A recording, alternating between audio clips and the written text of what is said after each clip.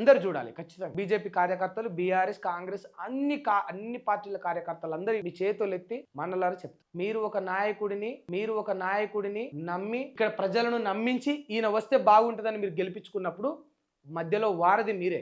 అక్కడ ఉండే పార్టీకి, ఇక్కడ ఉండే ప్రజలకు కార్యకర్తే వారధి.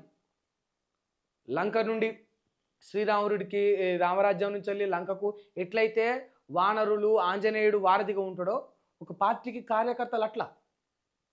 నేను దయచేసి మీ అందరికి మొక్కి చెప్తా ఉన్నా, మీ నాయకుడి కోసం మీరు ఇంత చేసి ఇంత వారధిగా ఉండి ప్రజలను నమ్మించి ఈ నాయకుడిని నమ్మి మధ్యలో మీరు మాత్రం మోసం. ఆ పార్టీ గెలిస్తే ఈ నాయకుడు వస్తే ఈ ప్రజల కష్టాలు తీరుతాయి అని చెప్పి వీళ్ళతో ఓట్లు వేయించారు కదా, ఆ ఇచ్చిన హామీలు నెరవేర్చాల్సిన బాధ్యత కూడా కార్యకర్తల మీదనే ఉంటుంది. బట్ అది మాత్రం చేయట్లేదు. జనాల గుండెల్లో చోటు సంపాదించుకోవడానికి మనం ప్రయత్నించట్లే. క్యాంప్ ఆఫీసుల్లో, కార్యాలయాల్లో ఫోటోలు పెట్టి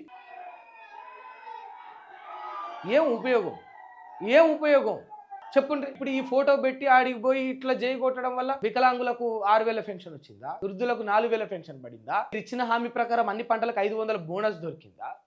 నిరుద్యోగ భృతి వచ్చిందా? లేకపోతే బీసీ డిక్లరేషన్ అయిందా? మూసి సుందరీకరణ అయిపోయిందా? తెలంగాణ అప్పులన్నీ తీరిపోయినాయా? ఏం జరిగింది? ఉపయోగం అయ్యే దాని మీదనే కొట్లాడు.